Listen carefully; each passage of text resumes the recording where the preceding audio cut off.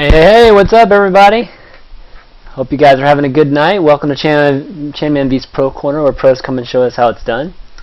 Tonight we have something a little bit different. Originally I was going to have a couple guests on tonight, just to to kind of do the normal Pro Corner thing, where we have pros and talk us through some strategies. But unfortunately, I have had kind of bad luck with today's show because originally I was supposed to have Suppy on here, Check 6 is Suppy, but then he actually had an issue with not having a computer, where he ended up having to go tonight, and then he's going to have LZ Gamer on, but then he had a family issue that came up last minute too, so kind of just bad luck tonight. So I just figured we'd do something casual, and this is something that before last show I think we did a little bit of, and I thought it was kind of fun, so I figured we'd do a little an Ask Me Anything session where you guys can just ask me any questions you want about the shows or any of my shows, or just about me, anything like that.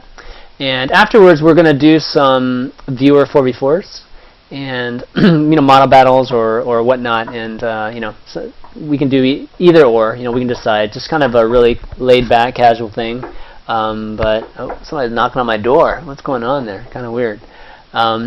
But yeah, so pretty casual night. So guys, I think questions, any questions you got, definitely just start typing them in the stream chat. Do you hear that? Do you hear that knocking? Hold on a second. I think somebody's at my door. Craziness. Hold on just a second. Let me check it out first, and then I'll be right back. Hold on a second.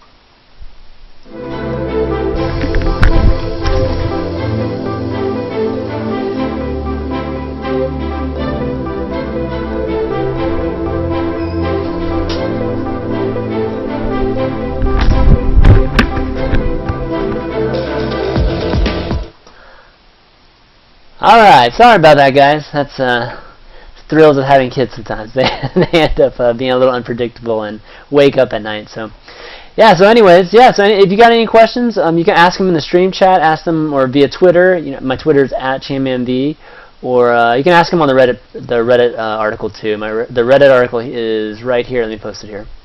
Boxers are brief. You can ask anything. I'll pretty much answer anything tonight. Boxers, poop.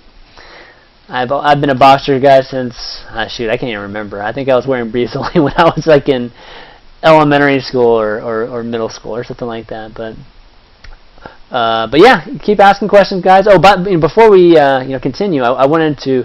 I've actually been forgetting to kind of thank.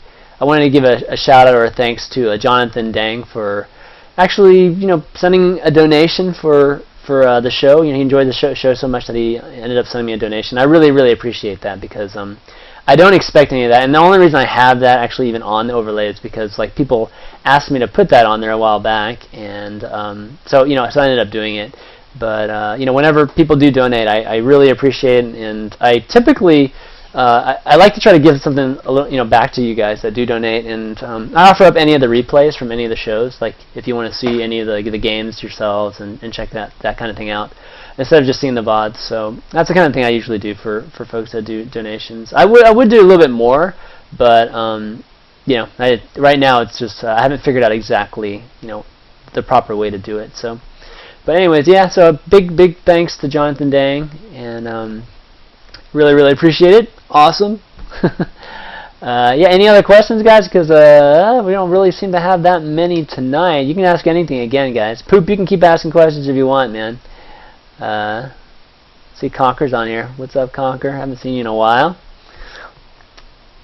But while we're waiting for some more questions, next week's going to be a start of a lot of really good things on Pro Corner. So hate to be one of those guys that does an announcement for an announcement, but next week you'll be probably seeing some some either tweets or new TL threads and stuff concerning Pro Corner for Monday's show, either Monday or Thursday show. So keep an eye on that. We got 2 special guests that have never been on the show, and it's kind of for a special occasion. So it's going to be a good time. And moving forward, I think a lot of you guys will be very, very happy with some of the things we'll be doing on Pro Corner. Not that y'all haven't been happy with some of the stuff already, but yeah, it should be a good time. We're still slow with questions. Let's see. Skate Guy, you got any questions? Any questions for me? You seemed to run a lot better last time. But it's all good. People probably just trickling in, and people might still think that LD Gamer is going to be on tonight just because I've been changing up stuff. Brood War SC2. Well, honestly, I hadn't played Brood War much. I played StarCraft proper just a little bit, right after Warcraft 2, and pretty much took a break from RTSs. With going to school, getting a job, and that kind of thing, and stopped playing RTSs. Well, played some RTSs like Rise of Nations and Age of Empire here and there, but didn't play Brood War at all. So SC2 is kind of when I came back to the StarCraft community. And when did I become interested? In beta. So I was playing, I think, when was it? It was, I think, March, about what, 2-3 years ago now. Basically ended up getting the beta and ended up playing with a bunch of friends, just playing 4v4s, sucking, obviously. But then, started getting on TL and started watching MLGs, and that's where I kind of found Idra and some more of the Zergs. Actually, I wasn't even playing Zerg at the time. I was playing a little bit of everything, just kind of a random player. And yeah, then I kind of found Idra's stream, or either a stream or no, I was watching like stuff on SC2 casts, just like Husky's cast of Idra games and stuff like that, and really enjoyed it. Really liked the way Idra played a very simplified, his way of playing is just very simplified. So I liked it because it was easy to understand, and so that's why I ended up playing Zerg.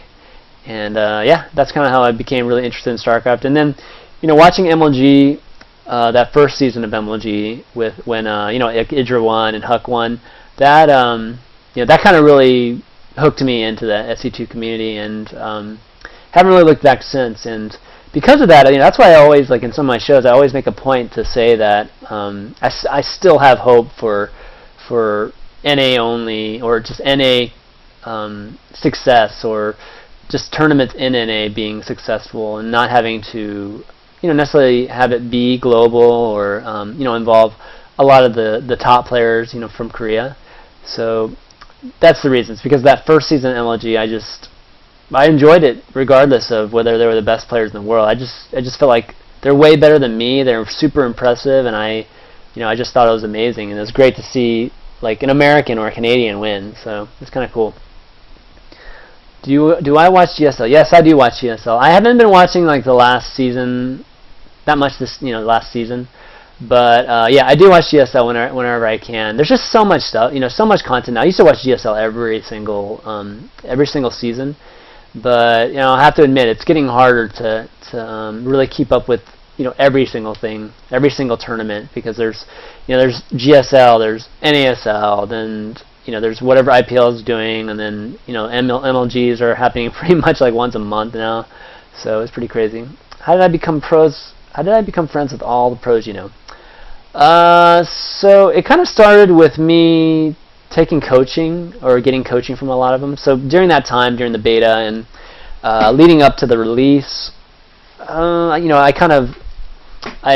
was one of those thousands of viewers of things like Day 9's dailies and Mr. Bitter's 12 weeks, and through that I really started to appreciate, I guess, coaching, and really the kind of, I guess it's hard to kind of describe it. It's really like the efficiency, I guess, like I kind of like realized how how much more efficient it is to have somebody coach you rather than just learn everything yourselves. And just given my schedule, it was really hard to it's really hard to make time to just play like a ton of ladder games and that kind of thing. So yeah, so anyways, I decided, hey, let's do coaching. And I remember like a friend of mine, it was so funny, like a friend of mine that I started playing with the beta, he started getting coaching from, I think it was like Optic Zero, I think it was.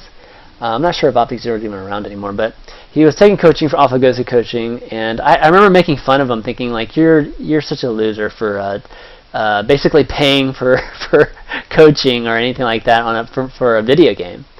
And I remember him explaining to me, like, this is a hobby that we all play, and we spend so much time playing it. Why not spend it on that?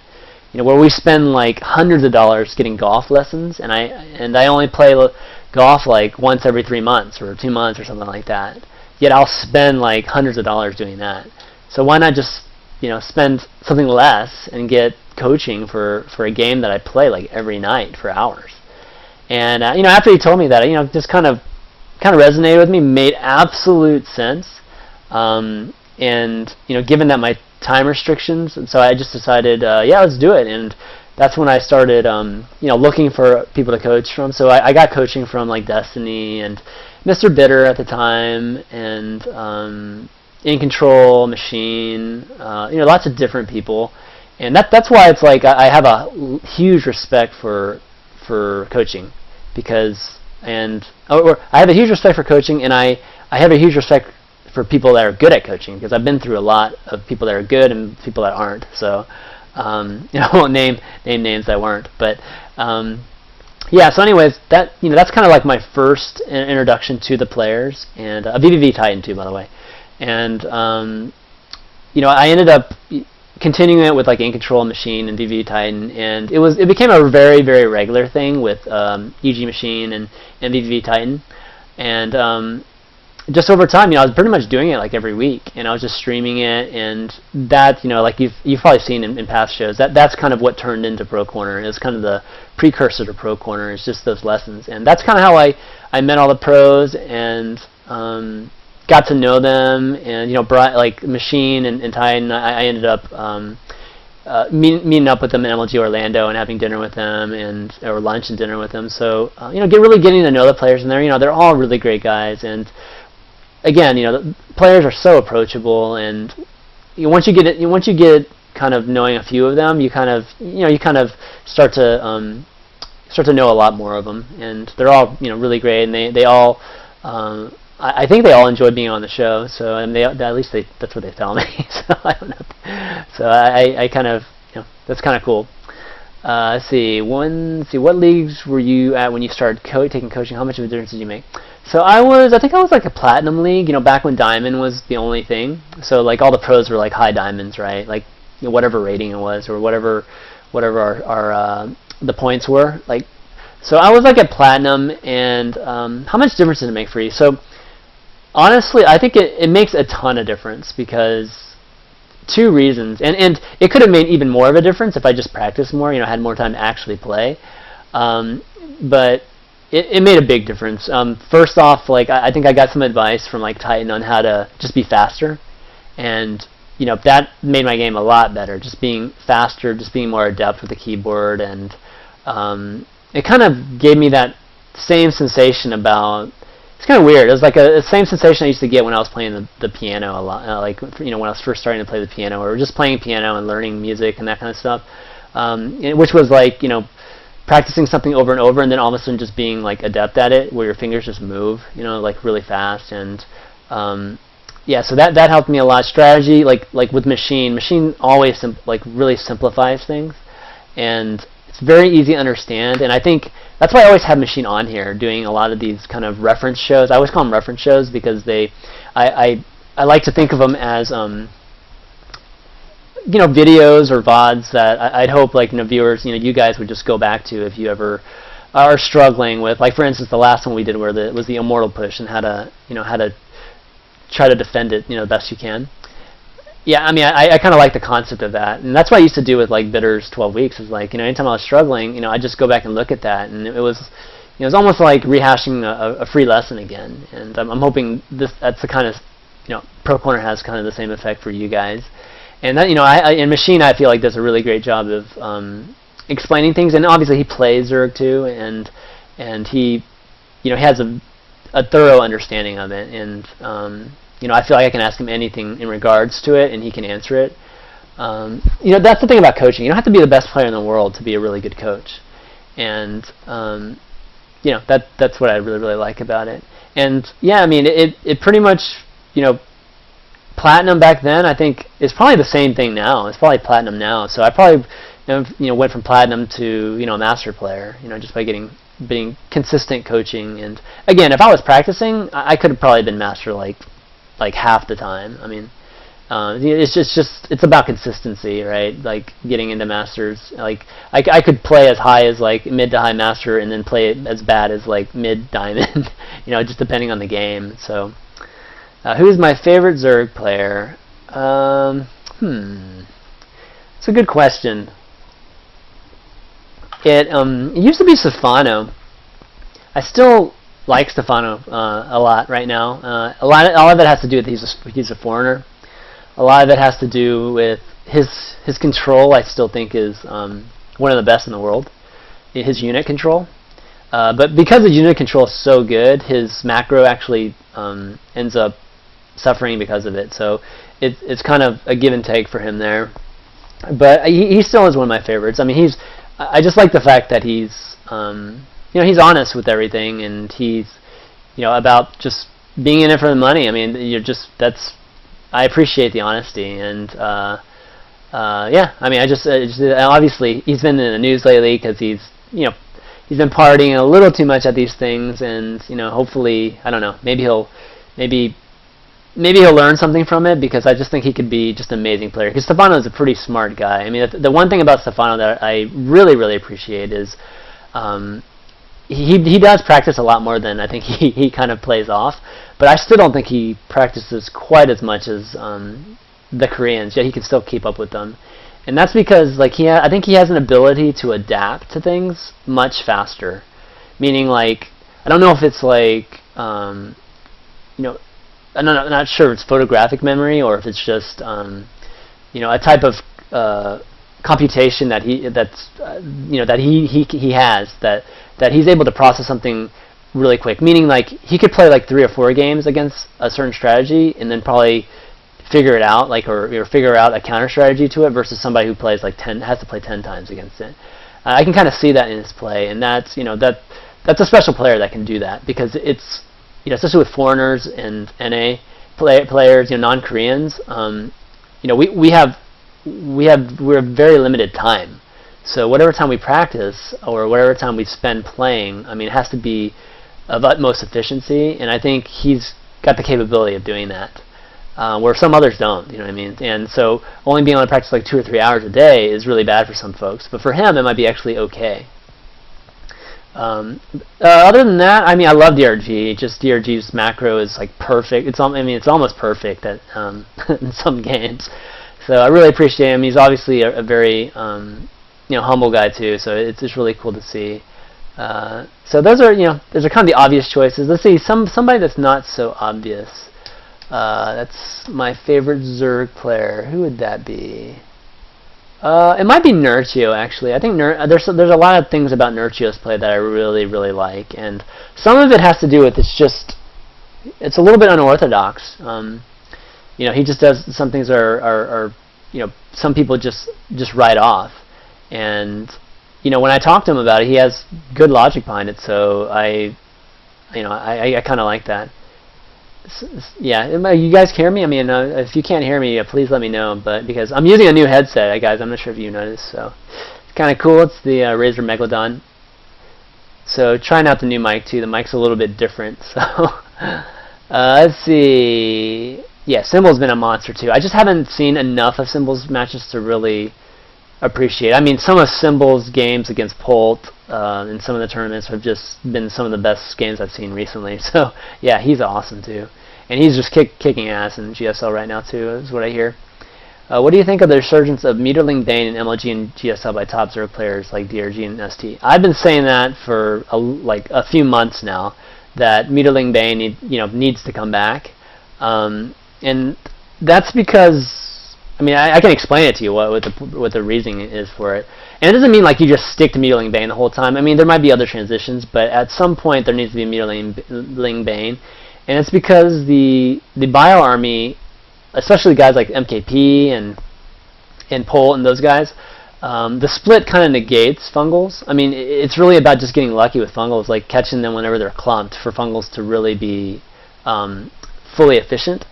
Otherwise, if you split it, fungals are they're totally inefficient. It's almost worth it's almost worth getting a ton more banes than the fungals, because you probably have 1 or 2 fungals per infestor, and then they're done. I mean, they're done for like 2 minutes, like those infestors, and so it's like a one-time shot. And the problem is that those Terrans are so good at splitting that's what ends up happening. And sure, splitting is good against Banes too, but you usually can get enough Banes to kill the standing army, and then this is what normally happens. The medevacs get away whenever you have infestors. Like, you don't want to use fungals and infested Terrans on medevacs, because the Terrans just turn around and just reload, and your infestors have no energy to fungal. So that's you kind of get in that bind where the infestors have no energy at some point. So you need something to kill the medevacs, because the medevac count is what ends up like mauling the Zerg in the end. Once they get 2-2 and 3-3 with like 13, 12 medevacs or something crazy like that, there's no stopping it. It's so hard to stop. So you need something to clean up the medevacs after each exchange, and that's where the Mitas come in. Mitas have to get rid of it. Gamma, the LZ gamer, couldn't make it tonight. He unfortunately had a family issue that he had to cancel last minute. Feels really bad about it, so he'll definitely be on next week. We'll have him on to talk about a lot of things. LZ, by the way, guys, LZ, I'm not sure if you catch the stream line. Hopefully you guys watch it. He's a really underrated player. I think, especially for guys that are trying to get better at Zerg, like us. Watch his stream. He does a lot of cool things. LZ explains things really, really well too. So check him out. But anyways, getting back to Mutilating Bane, yes, I think Mutilating Bane is completely viable again. It just takes a little bit of transitioning to infestors right out of it if you want to go to Hive. So you can't just stay on Mutilating Bane like you used to back in the day. You have to go to Mutilating Bane to like get that kind of exchange in the beginning to keep that medevac count down, and then you can transition into infestor Ling Hive type of transition. A lot of people are going ultras right now, so it's kind of cool. Let's see. Why did you choose to play as Zerg? I've chosen to play as Zerg because it's really the macro mechanics of Zerg. I just really, really enjoy the macro mechanics. Honestly, I think I might actually be a better Protoss player, just given my speed and just what I typically focus on. But there's something I appreciate about having to move my fingers fast and spam just to see if their larvae are not available, and there's something about being able to mass units all at once, even though they're quote unquote weaker. I like that, and I like the mobility of Zerg. That it just feels fluid and feels I don't know. It just feels like it's more of an open game. It's kind of hard to describe. It's just I feel like I can just move anywhere and build fast. Obviously, that's not completely the case, but it just feels a lot more. There's more freedom when I play that versus the other races. When I play Terran, I feel like I'm stuck at my base for a while, and if I'm going to be aggressive, it takes like a lot of really great micro and I just don't have that, quite honestly. Playing Terran takes a lot of micro, no matter what anybody says. I mean, to really be good at it, you have to be exceptional at the micro. But yeah, so that's why I picked Zerg, and I honestly I just enjoy it like a lot, and being able to tech switch at a change of just a second, just the next round of larvae can be roaches, or they can be lings, or they can be mutas. I mean, that's really cool too. I really like that. Am I the only one that can't hear? I hope you're not the only one. I hope you're the only one, Conquer, that can't hear me. What do you think about the resurgence of MMM in TVZ? I think MMM is what every Terran needs to do right now. a lot of Terrans are complaining.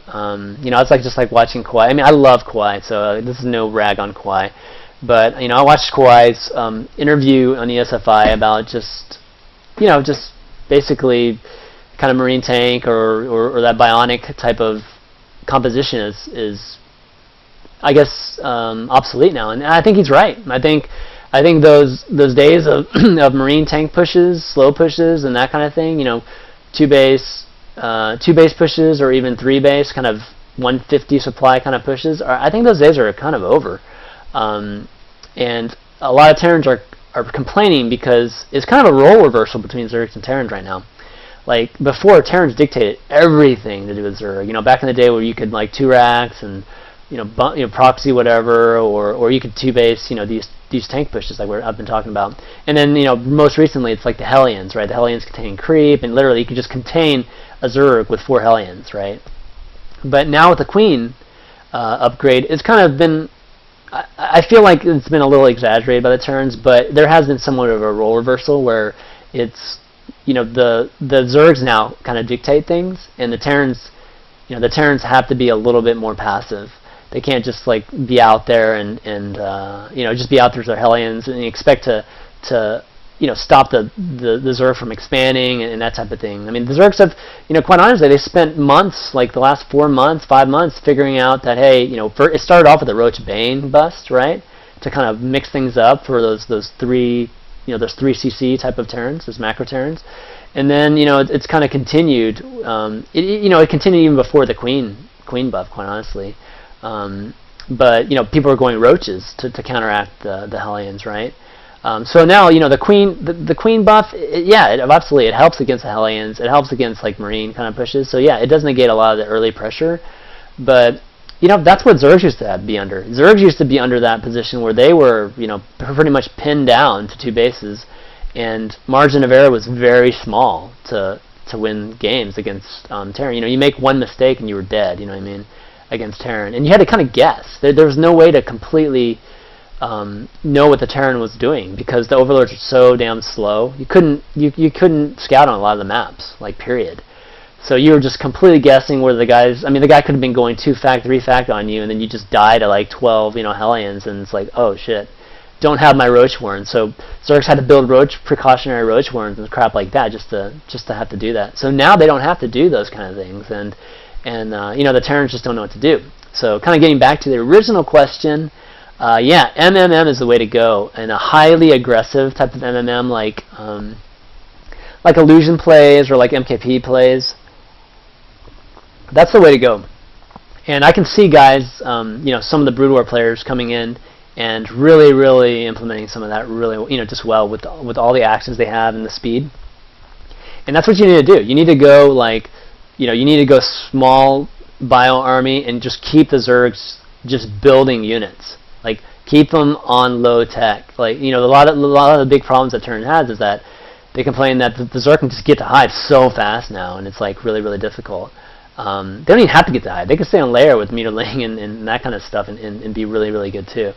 So, you know, you have to be really aggressive. And what I mean by aggressive is like, you know, you need to be pressuring constantly, like multi-prong, you know, pressuring and you know, it takes a very like laid out fluid type of feel to that type of style to really get when you build a 3rd CC, get when you should be pressuring here and there, get when you're not giving the Zerg any kind of gap to be teching.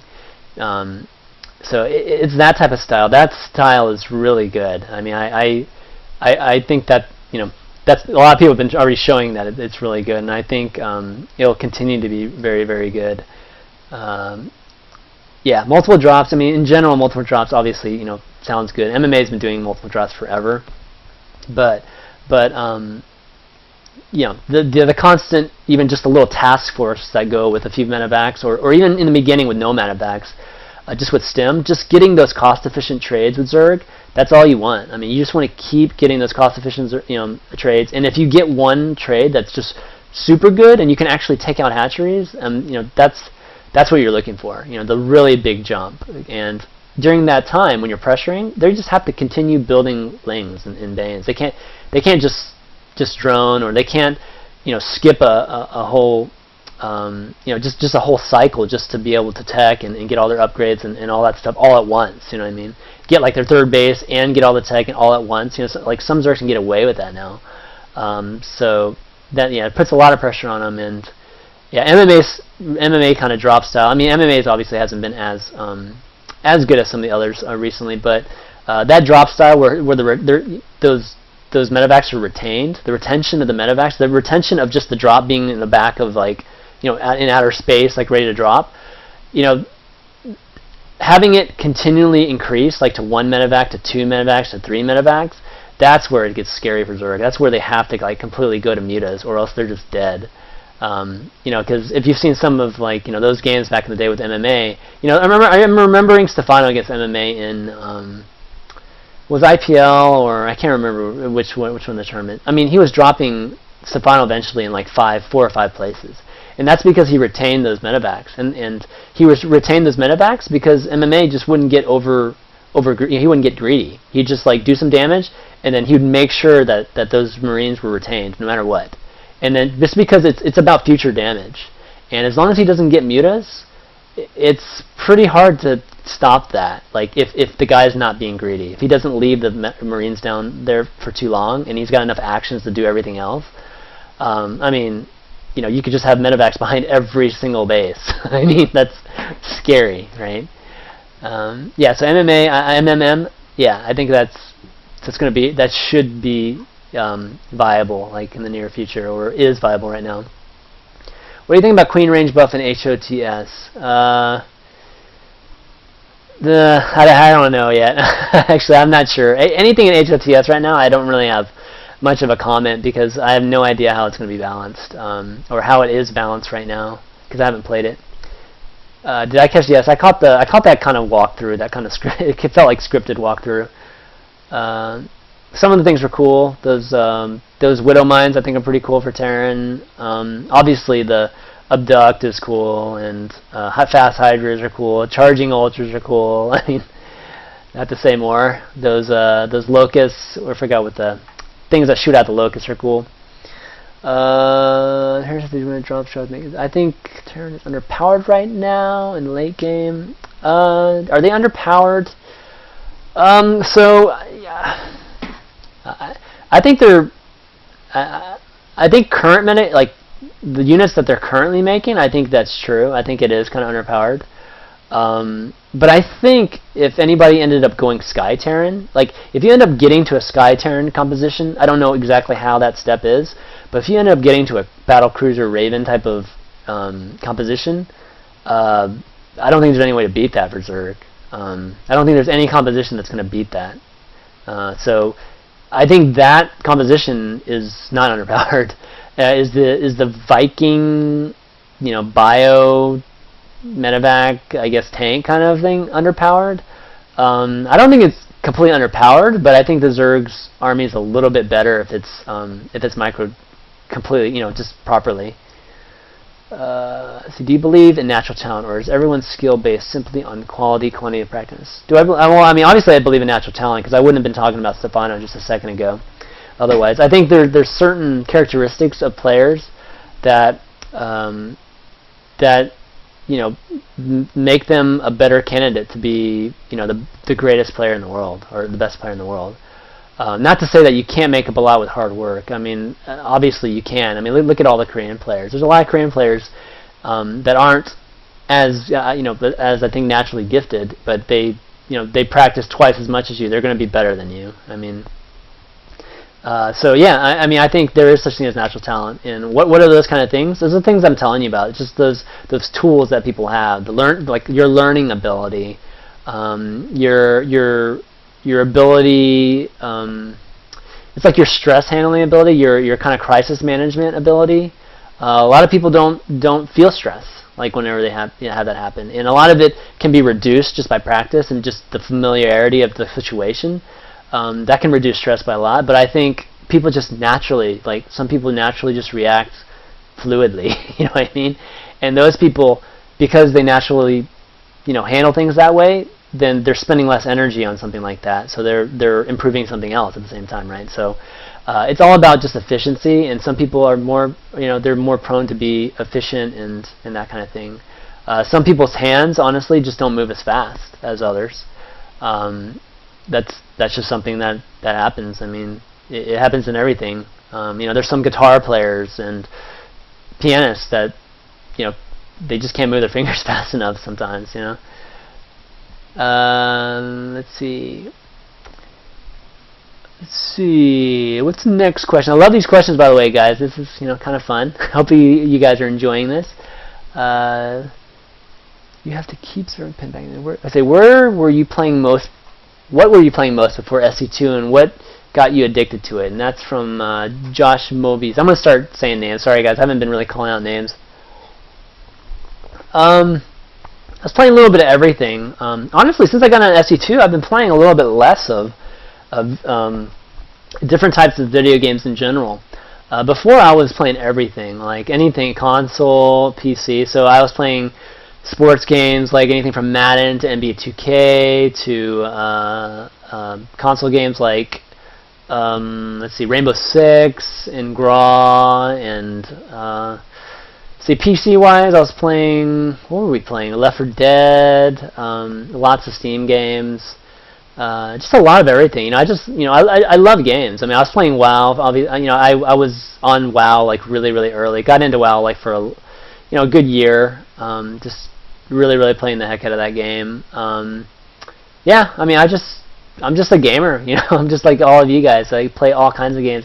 It really wasn't until SE2 where I just really fixated on a game for as long, like more than a year, which is really abnormal for me. Which kind of gets back to that whole point about product life cycle that I make when it comes to like esports, and why esports is struggling, or why like StarCraft 2 and Blizzard games kind of struggle as esports. It's the same way. I mean, that's kind of how I was a gamer. My attention span. I was a perfect example of it.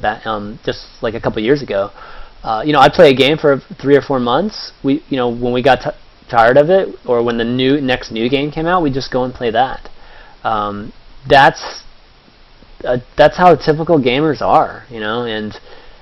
And that's the big challenge of esports. We have to change that behavior for esports to succeed. And it's not that it can't coexist. It's just esports needs to be treated differently than games. You know what I mean? Like a gamer has to treat esports as like a sport. This is the sport. This is going to be like, this game is a constant, while we still have like the ever-changing gaming environment where it's like, okay, I can play new games like every 2 or 3 months. Every time a new game comes out. So it's kind of a crazy dynamic, and that's why esports is, that's one of the biggest challenges for esports, in my opinion. Let's see. What do you think of the viability of Ghost BC late game versus Protoss? When I think of the viability of it, for one thing, I don't think you can get to it. I don't think it's possible to get to. I mean, BCs are like over here or over here, and like, beginning of the game is right here, and then you have all this stuff in the middle that you have to survive against Protoss that don't have anything to do with starport units. So it's pretty tough. I mean, in theory, yeah, I think it'd be good. I mean, the only thing it's bad against is like, carrier void ray, like kind of massing that. But obviously, Ghosts would get rid of half of the hit points out of all those units. So yeah, I mean, it'd be good, but it's impossible to get to. At least in my eyes, it's pretty darn hard to get to. Bio is just so cost efficient that there's no reason not to, and that's kind of one of the problems with TVP, in my opinion, is that one strategy, it's just so hard to see getting away from it because it's just so cost efficient. They'd have to make like Hellions good against Armored or something crazy like that for mech to even be a possibility. Do you 2-base timings in PvZ are too strong right now? No, I don't think they're too strong. Yeah, I just tell you that. I don't think they're too strong. I think Protoss that 2-base timing, I mean, to do 2-base timings are are not going all in, but they are pretty much playing their hand. Like it's not meant to be like, oh, I'm gonna go into late game like for sure. It's more like I'm gonna two base timing you, and then if it goes really well, I win. If it goes semi well, then I have enough time to take a third base and then maybe tag, and still be safe against any kind of counter because I still have all the infrastructure to build units. Or if it goes bad, then they have to keep doing it, right? Because they're in that position, because they're in a position of where they have, they're very invested into it. I think just not enough Zergs are countering with a very all-in-ish type of feel, meaning like against the Immortals, right? How do you fight Immortals?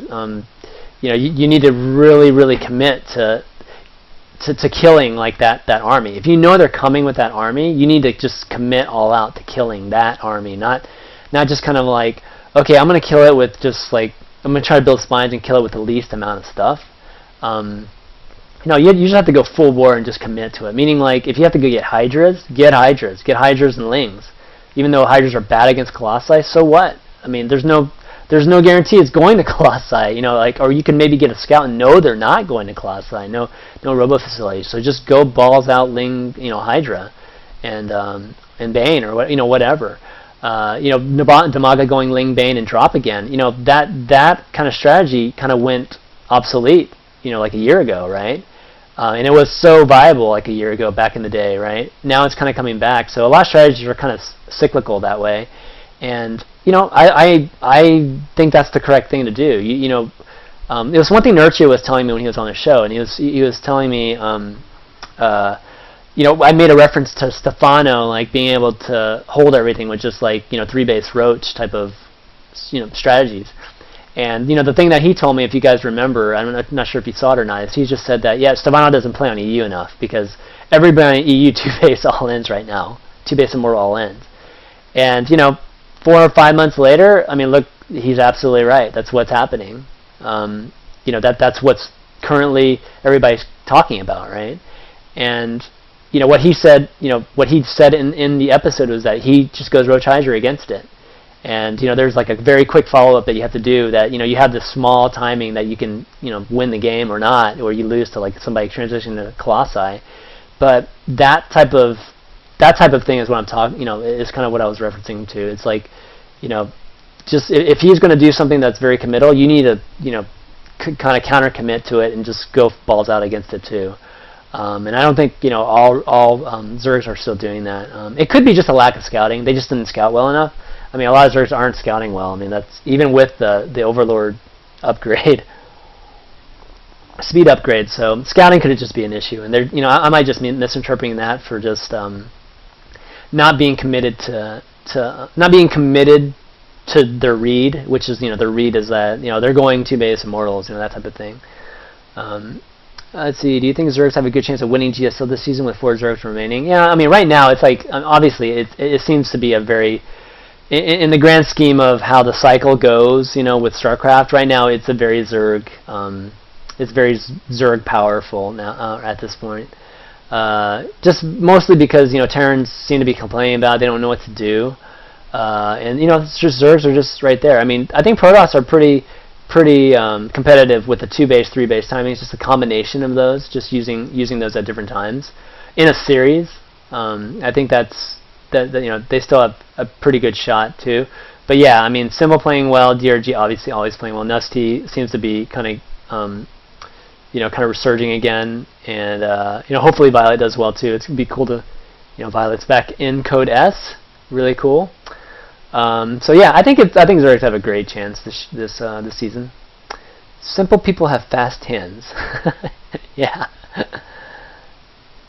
Rousset or new potatoes? Actually, I don't even know what that is. Poop. So explain that to me and I'll answer it. Let me see on the Reddit thread or anything else. I think everybody's asking things in the stream. It's okay. It's all good.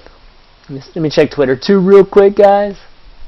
Also, guys, if you enjoy the shows, if you enjoy just even this, be sure to click the follow button, and it's the best way to keep up with the shows, and I appreciate it if you do.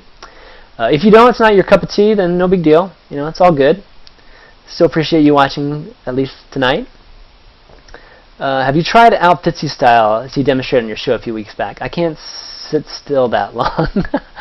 Well, honestly, I haven't tried it. It's honestly not my kind of style too, but I think it's really interesting. I think in some ways it makes a lot of sense, and I was hoping Ellis game would be on because he has this really cool ZVZ build that actually he did against Fitzy last night when I was watching him. It's very queen heavy with Roach and late Hydras. It's kind of cool actually. But I was hoping he could show that off, but hopefully next week he'll do that. But yeah, Fitzy's defensive style, it's primarily against Terran. It doesn't really work that well against Protoss, because Protoss, the reason it doesn't work against Protoss is because with Protoss you need like a ton of units you need to outnumber the Protoss by a lot to kill it.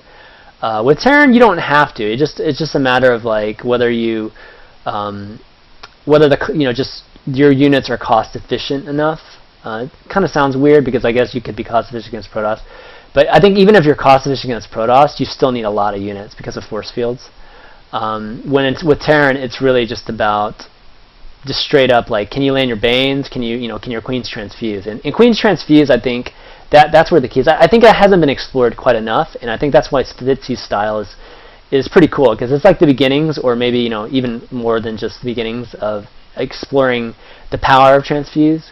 I mean, what is transfuse? Transfuse makes your units more cost efficient. That's exactly what it does, right? It gives your units more health. So, just having that ability and really playing around with that, I think that's really cool. I mean, the most anybody's done it to this point is really with hive units, with like ultras and broodlords. But you can really use them like before that. You can use them on obviously roaches and just other things, right? I mean, other queens, and that's the whole thing. And queens, being armored and tankable, just using them on queens and having your tanks just last longer is really good. Terran has been riding on their highest for so long. Yeah, that's the thing. Terran and Zergs have kind of switched roles, and it's kind of Terran's kind of in this position where it's like, oh, they're like on this fence a lot of times during a game, where it's like, oh, they have to choose whether to roll out or choose whether to go for stem timing, or choose to just lay back, or choose when to get 3 CCs, and they have to basically do that while sitting back a little bit, right? Well, the Zerg can do things like Roach Bane, Roach Ling. Roach Ling's even good against some of these timings.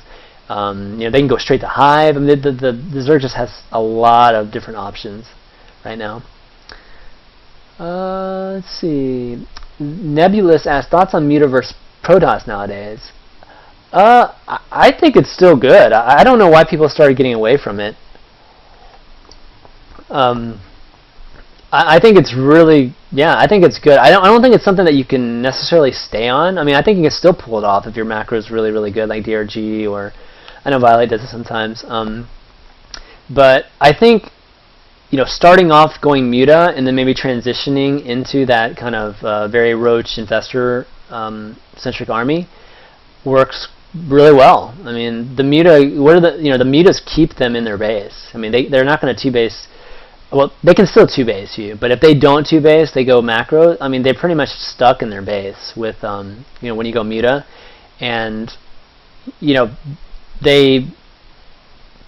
gives you the one thing about Muta, I think that a lot of people don't get, and Slush kind of pointed it out when he was on here, is that if you go against that Blinkstalker Sentry army, Blinkstalker, depending on the size, obviously when it can get to a critical mass where Blinkstalkers are just are good against even Lings. If you get it just to a medium kind of gateway army, that's very Sentry based, as long as you take out the sentries, Lings will kill everything. Like for the most part, unless it's like all Zealots, which nobody has all Zealots in the beginning. But upgraded Lings will kill everything. So, the thing about Slush, I remember he pointed out when he was on, is that as long as he takes out the sentries with the Mutas, he doesn't mind losing some of the Mutas, because he anticipates transitioning out of it anyways. So in those first two kind of pushes, as long as you take out the sentries, force fields, without force fields, that army is just garbage against lings. Lings just eat it up. And if you can kill that army with just lings, for the most, just with your Meta and lings, and then to have some Metas left over to continue harass, then you're going to get to hive, like, easily. You're going to take, like, 4 base, 5 base easily against that. So, I still think Metas are really good against Protoss. It's just not quite like the crazy base trade scenarios, because Protoss are really good about cannoning and getting to High Templar now in Archons. And that's the thing, that's what they do. They counter with Archons first, and then High Templars, right, in a cannoning base. And that's why the Roach transition immediately is great, the Roach Infestor transition, right? Because Roaches kill Archons, and your Infestors will hold Blinkstalkers still, right? So, if they get into Colossi, then you're transitioning that hive too. It just really depends on what they do, but in general, that kind of transition works really, really nice. I don't think enough sorts to do it, honestly. DRG does it all the time, and he has a lot of success. I think Stefano doesn't do it because I don't think Stefano controls Mutas as well. That's the one thing that he said too that I kind of want to just mention is that a particular style, like some players are good when a particular style is good because they're just better at microing those units. That's like honestly, some people can disagree with me, and Idra probably disagrees with me too. But I love Idra. I've been a huge fan of Idra for a long time, and it saddens me to see him losing to folks that he normally wouldn't lose to. But I think a lot of it has to do with that. Especially in ZVT, when the meta game kind of went away, his Infestor control is not nearly as good as his Meta control, his Meta Ling Bane control.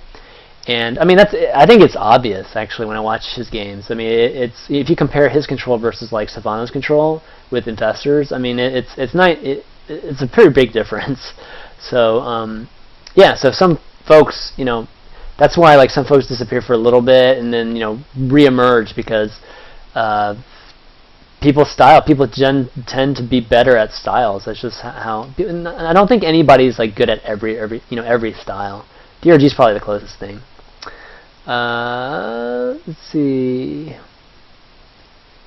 Let's see. What other question?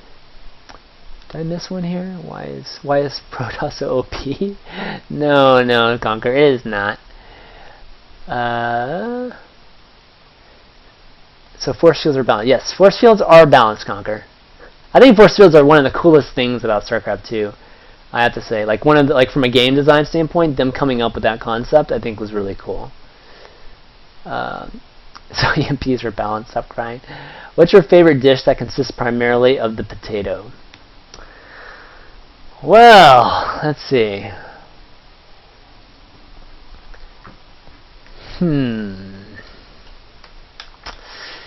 That's a good question. Gnocchi's potato, right? Is that right? Kind of. Am I drunk? You bastard. Gnocchi's pretty good. If it's cooked right. I've had some crappy ass gnocchi. I think gnocchi's potato too. Other than that, man, I gotta say, just good old French fries are pretty darn good, man. French fries, fried potato, how do you get away? It's not too many things better than fried potato when it comes to the potato. What is the most awkward question that anyone has ever asked you? That's a very witty way of asking it, Sepik or M-Sepik.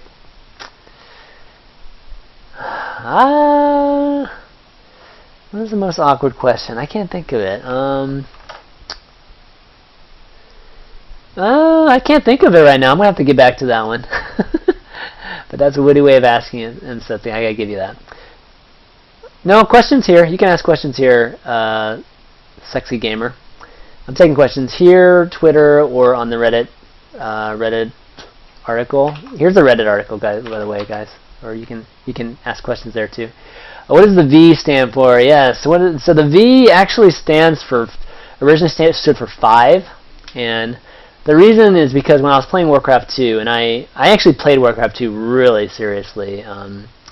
Back when kind of my senior year of high school and entering college, Unfortunately, BattleNet wasn't there, so there wasn't like a giant online scene yet. But there was basically these IPX emulators that were that were developed by some guys at Texas A&M. It's called Kali at the time, and I was playing like these Warcraft leagues, like International Warcraft IWL and NWL, and there was like a cases ladder at the time. But anyways, like getting back to it, the reason I added the V is because there were like 4 different Chanmans at the time, so I just decided to be the 5th one, and I don't know, the V kind of was cool to me, the letter V, so I just chose that. So I've just been ChanmanV pretty much since then, and it'd be pretty amazing if anybody actually remembered me from Warcraft 2 days. But yeah, I used to be really good. I mean, I used to, and that's why like part of me actually understands. Part of me like enjoys these shows. Obviously, enjoys coaching, and like can kind of relate a little bit. Sometimes I can, I don't know. I can kind of see myself if I was like trying to become a pro gamer or a pro gamer, how I would practice, because I can see myself like when I was playing War 2. I mean, it was back in the day where like you couldn't watch replays and stuff, so like theory crafting and that kind of sort of thing was like really important. But dude, I knew those maps. Like I studied those maps. Like I knew what to do if I started at every position. Like I knew those maps, I think, better than the StarCraft 2 players know their maps these days. I knew just my micro probably wasn't as good even back in the day, but I kind of OCD-ish, but you kind of have to be OCD, I think, to be a really good pro gamer. Like really, really be like just want to be the best. And when I say want to be the best, that means like doing like very iterative thing, like doing things over and over and over and over. You need partners and practice partners that want to do the same thing with you over and over and over and over again. For instance, I would learn how to counter cheese,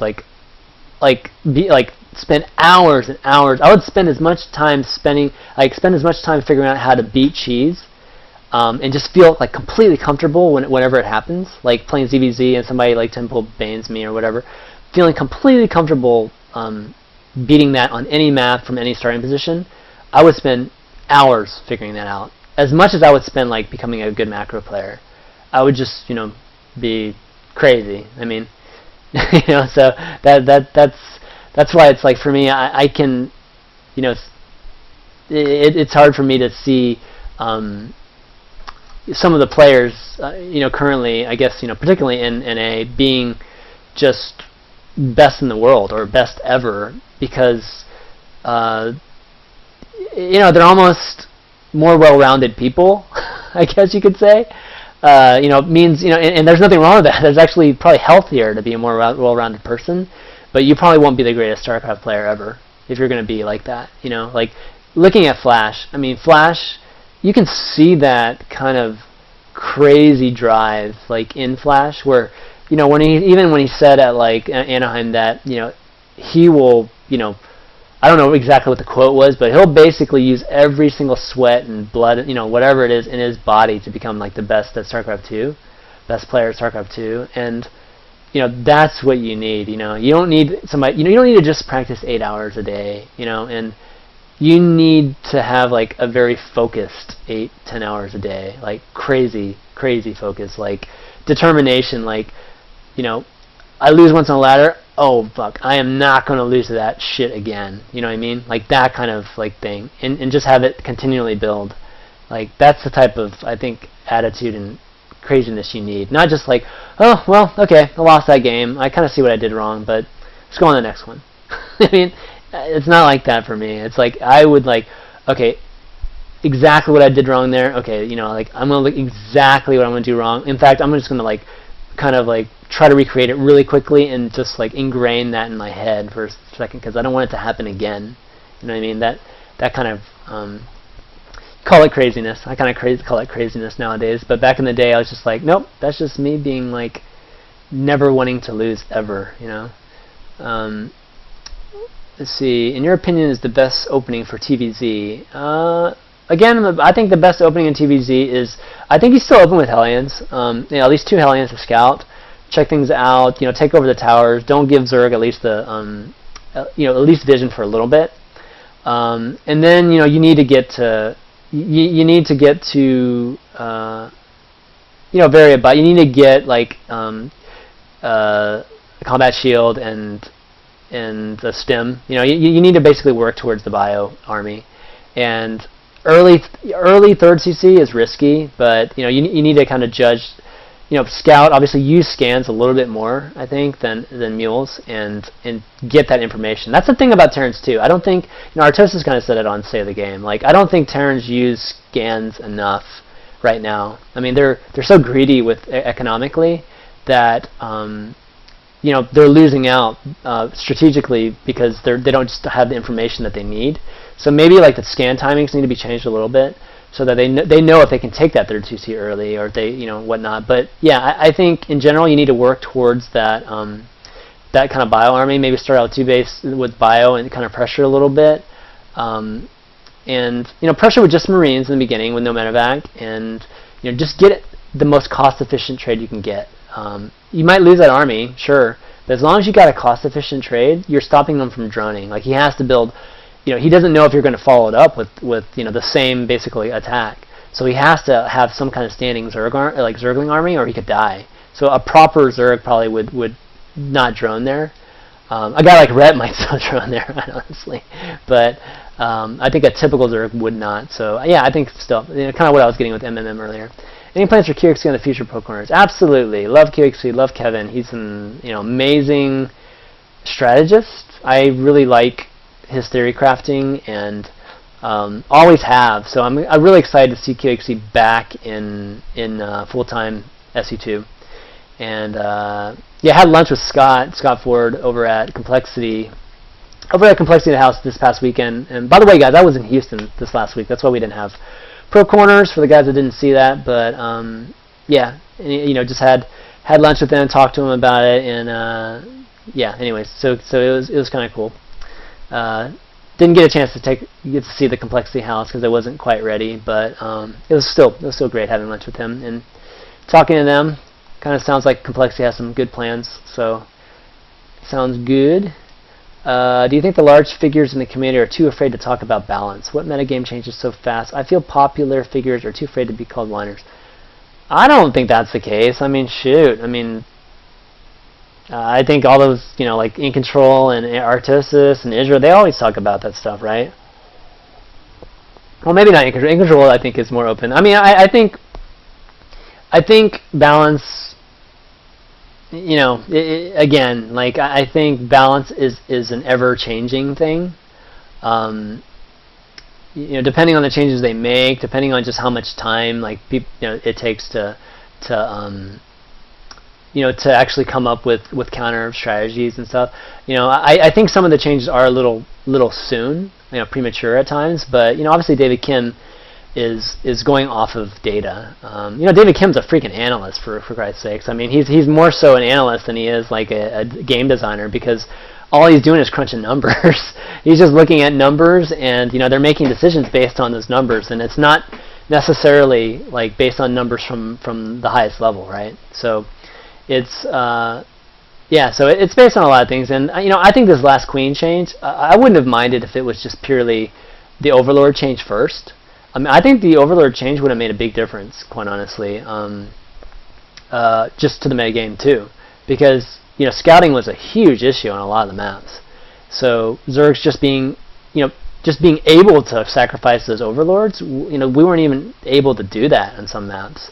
So, like for instance, Cloud Kingdom, like you just weren't able to do it. So now, you know, we can actually get Overlords in the base and know what they're doing, and then you know, therefore we can counter it or know what tech to go to. I mean, that's huge by itself. So, yeah. So you know, I think some of the changes are premature sometimes. Like you know, things were happening for Zerg, I felt like, that were making ZVT pretty interesting, with roaches and banes and all kinds of craziness there. But you know, they made a decision obviously for some you know, good reason. What words of encouragement would you give a bronze player trying to get promoted? Words of encouragement? I would just say, just keep playing. I mean, I'm not sure if you're asking for advice to them or promote. I would just keep playing, just keep having fun.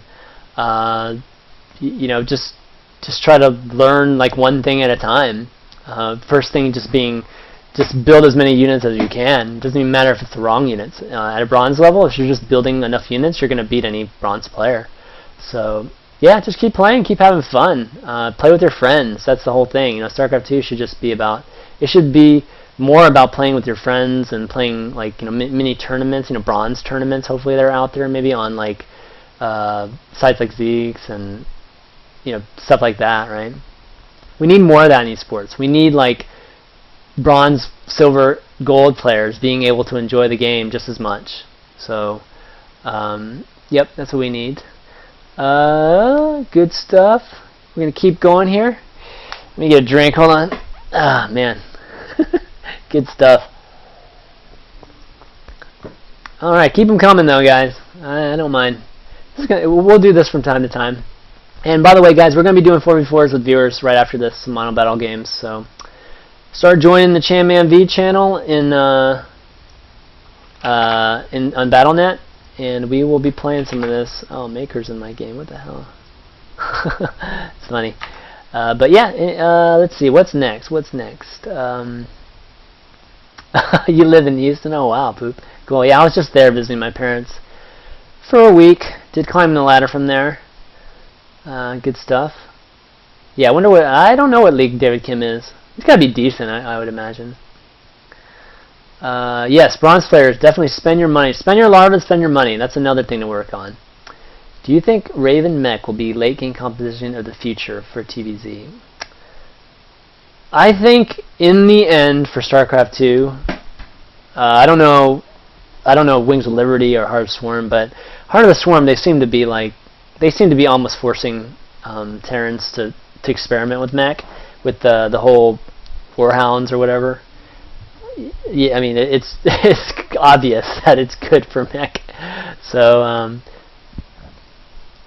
oh, excuse me. Yeah, Ravens. I think Ravens are underused. Period. I wish people would figure out how to integrate them into the current metagame, or if Blizzard needed to do something to have Ravens be viable, because I think they're just as powerful as, say, an Infestor, in my opinion, but they're not used because everything's just so slow about them. Yeah, so I think Ravens are like probably one of the coolest units that are not even being used in the game right now, you know, for whatever reason.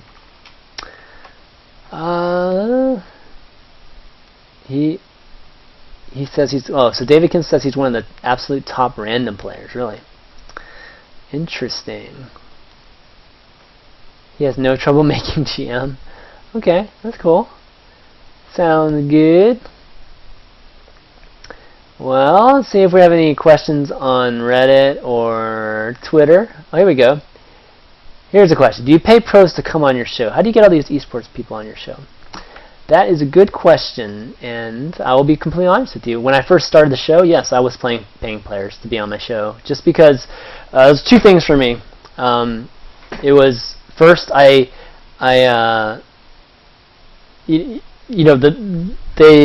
were, players were kind of big enough, and coaching was kind of a big enough thing that coming on a show like Pro Corner, and originally Pro Corner was Coaching Corner too, so it kind of like got tied with coaching. So yes, I was paying players coaching hours, to be on my show, and I did it for some time, and it was my way of also I feel like infusing I guess money or fun cash into the esports industry, meaning like these players need to get paid something. I mean, if they're going to do it, they need to get paid for doing things.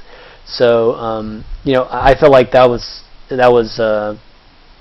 part of giving, doing this for the community, giving back to the community, is what the original intent of Pro Corner was.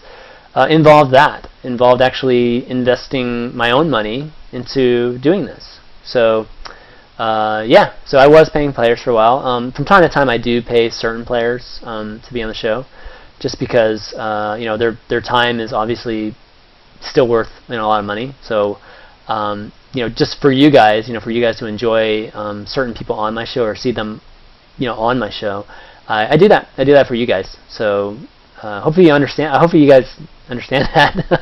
I hope you guys do. So yeah, so I do from time to time. That doesn't change my opinion at all about the players. Like a lot of players, the players I try to give exposure to. Obviously, I don't pay those players because I'm trying to do something for them, and they understand that. Some top players are the same way too. They enjoy themselves on the show too.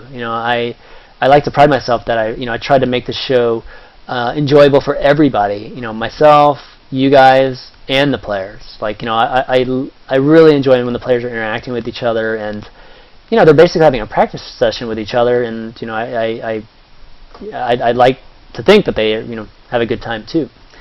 And so yeah. So anyways, like getting back to it. Yeah, I have paid them, and I still do pay some players to be on my show, and that's just part of it. Let's see, who on the show have you been the most starstruck about? Starstruck. That's a good question.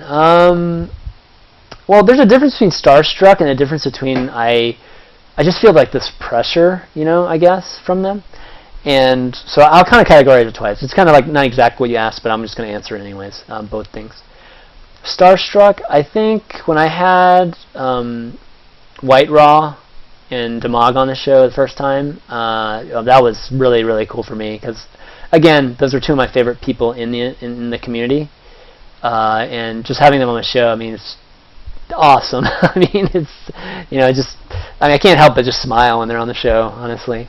Stefano being on the show, obviously him being my favorite player, one of my favorite players, and just him being one of the best players in the world is pretty awesome. Having him just participate in my show, I think is just awesome. I mean, for me, and I guess that classifies as starstruck.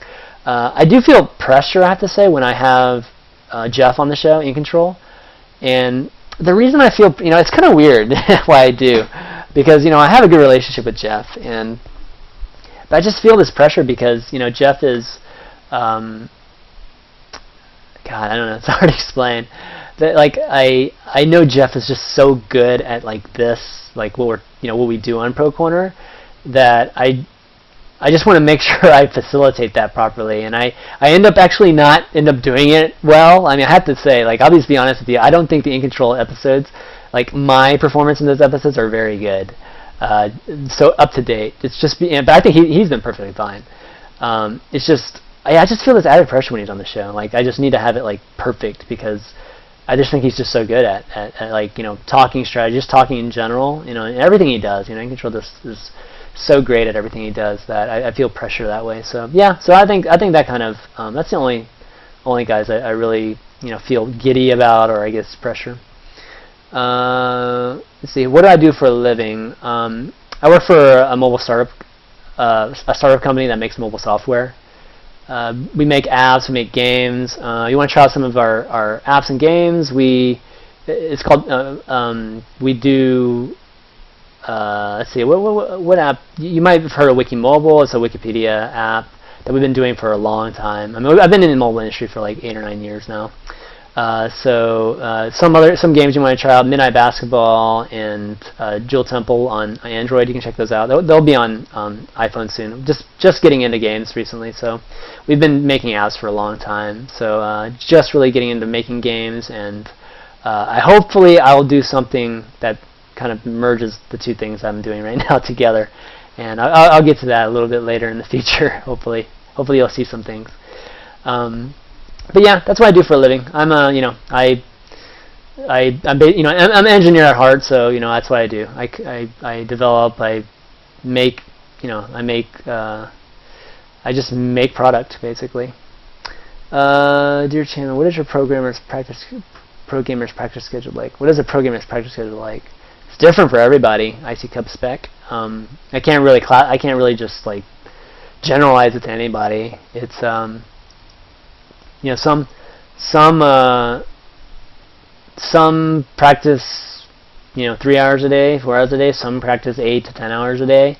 Just really depends who it is. So it's hard to say. Can I pay you to play Tetris and have heart-to-heart conversations? Sure, M. Septic. I'll be happy to play Tetris with you anytime. No problem, Noise. I don't mind. No problem answering your question. Poop Feast. Do you know anything about the Liquid Rising documentary that the average TLer wouldn't know? No, I don't, actually. I'm right there with you guys. Excited to see it tomorrow. Jeff is intimidating, not only physically. He's not intimidating to me. I just feel a lot of pressure for the shows because I just want to make them so good. Because what's a big thing that you talk about besides? What's a big thing you like to talk about besides SC2? So what? Basically, I think that's kind of like asking me what are my interests outside SC2, right? Well, gaming, obviously. I love gaming. So, I mean, I could talk about League of Legends with you too if you wanted to. Or I love sports. I mean, I know sports like really, really well. So, I mean, any sport, almost any sport, I can probably, have a really long conversation with you. So, anything. So, basketball, football, baseball, maybe not so much recently because I used to be really, really into baseball when I was playing fantasy baseball. But, I still know something about baseball. Yeah, so that, tennis, golf, I mean, shit. Soccer, actually, not a ton, but I could talk to you about soccer and hockey and, I mean, anything. So Olympics coming up is going to be crazy awesome. So, yeah, so sports, music, I love fucking music. So, I mean, kind of musician myself because I mean, I play the keyboard and piano, that kind of thing. But yeah, love music. Always love new music. Love all kinds of music. You name it, I actually like it or like some form of it. So yeah, so music and yeah, pretty much that. I mean, I could talk a ton about those things. Just as much to talk about SC2, believe it or not. Let's see. Give me a shout out. Shout out to Klatori. Have you played any tournaments and how'd you do? So I played like a few of the like Megumi Bear Cups. Got pretty far in like the Diamond one time, but I could have sworn the guy I played was easily a master player because he whooped my ass really bad and I was like a high Diamond player at the time, so there's just no way that he could have been a Diamond player in my opinion. And then like the next round he like defaults, right? So pretty lame. I also played MLG Orlando, won my first round and then lost the next two. But funny story about that is that it was the first MLG they did the beta streams, so they were showing open bracket stuff, and they were only showing one game that was like basically no-namers playing each other each day, right? And so it was like, on Friday they showed one, and on Saturday they showed one, right? And I happened to be in both of the games, so I was actually streamed twice on LG streams, which is hilarious because there's some pro gamers that have still never been streamed, yet my sorry ass has been streamed twice on LG. How funny is that? Let's see.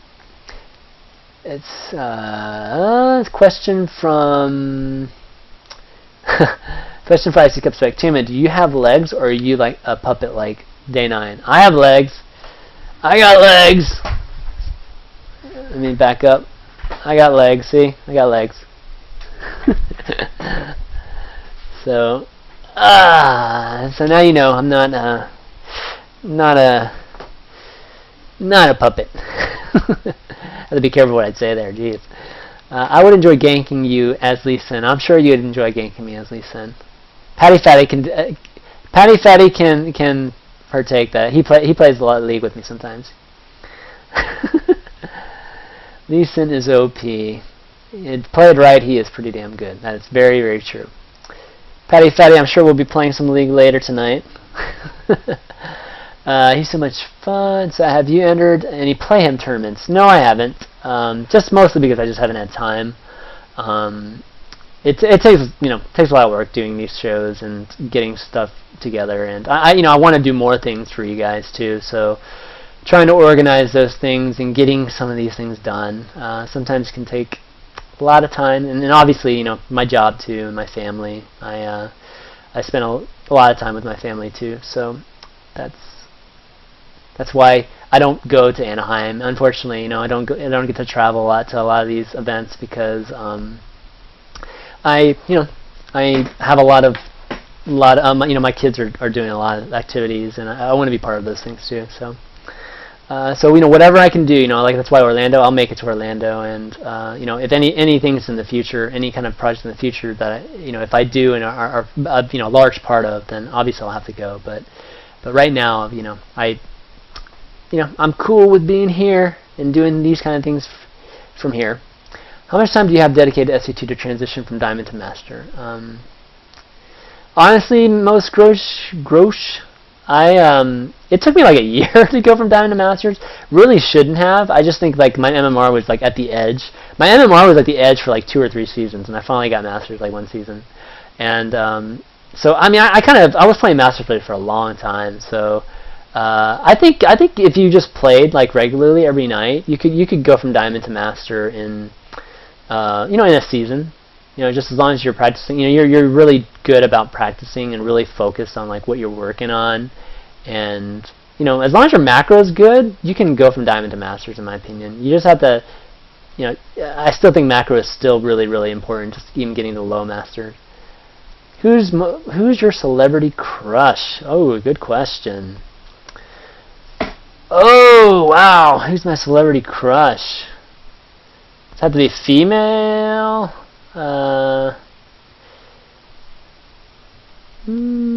Wow. I always do this like top 5 game. Probably still like Kate Beckinsale. I still think Kate Beckinsale is really hot. She's getting older now, but I think she's really, really hot. Who else?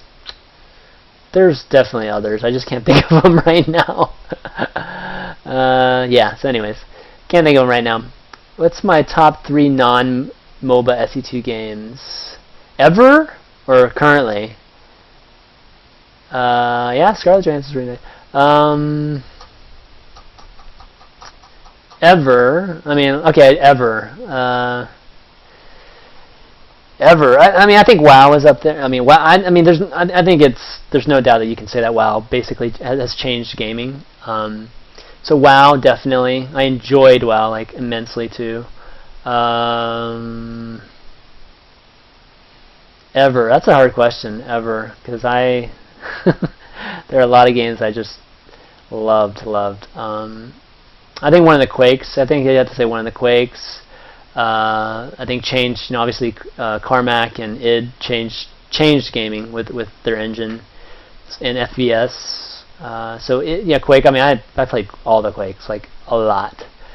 And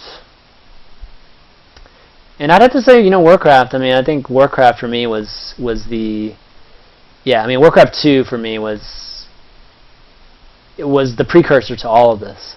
Honestly, it's the precursor to StarCraft, because Warcraft 2 was not hero based. It wasn't very MOBA-like, right? And it is very macro oriented. And even though it didn't have 3 races and pretty much everybody played Orc, it was more like SE2 than anything else. So yeah, those are my favorite. I mean, recent games, I have to say, I think Left 4 Dead. I think the concept of Left 4 Dead, I think could be taken another step further. They did awesome, I think, with the first step of. I always say that it's basically Pac-Man versus the ghosts.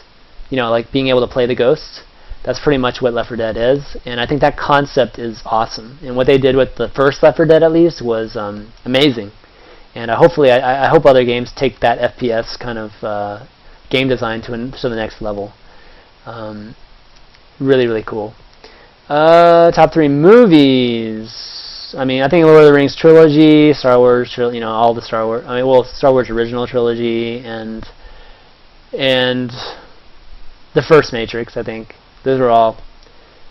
I mean, it doesn't sound generic for nerds, but they all have like huge impact on me. So have to say it. I mean, I love a lot of other films too, but those those just have the epic feel for me. And for me, going to movies and going to the theater is about having that epic feel to it. And I mean, you're not going to get much more epic than Lord of the Rings was and Star Wars was. And my dad brought me to the first Star Wars in the theater and Empire. That's how old I am. So I mean, those have a huge impact on me. In Matrix, I think the first Matrix, was. I mean, I can't. It was pretty. I mean, for who I am, it was pretty close to a perfect movie for me. Like just all the everything about that movie was so good.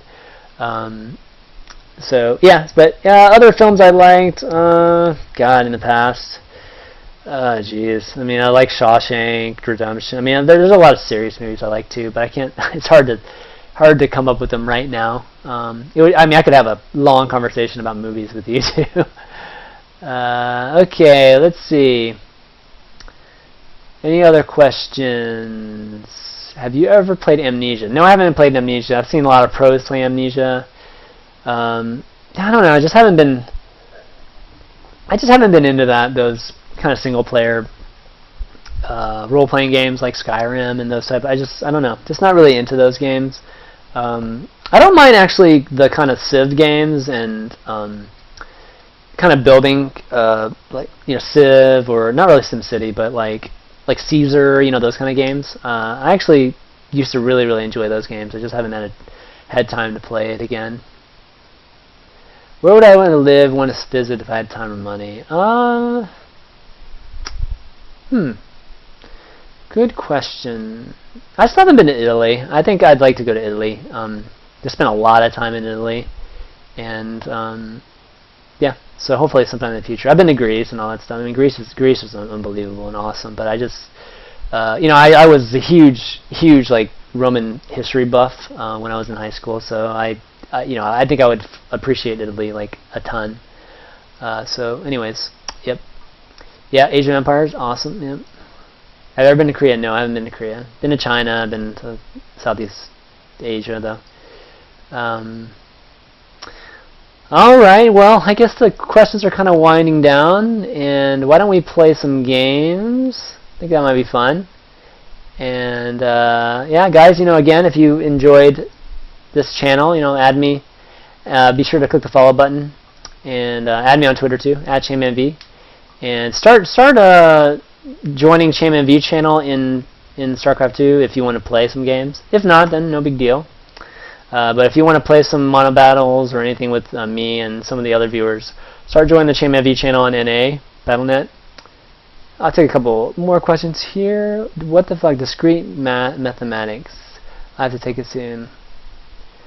Actually, discrete math isn't too bad. I actually did really well in discrete math, so I can't say much about that. No, it wasn't difficult for me. Math was really easy for me. Math and physics, super easy for me. I can't explain it. It's just really easy. Have you ever taken lessons off stream with pros? If so, who do you recommend? So I have, obviously. And I'm going to start adding people. I'm going to still answer a few questions while I add people.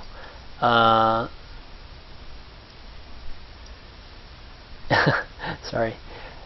Who are the best? Who are my favorite coaches? Depending on what level you are. I mean, if you're kind of a gold, platinum, diamond, maybe even low master, I actually think that Jeff is really good in control, even for any race. I think he's really good.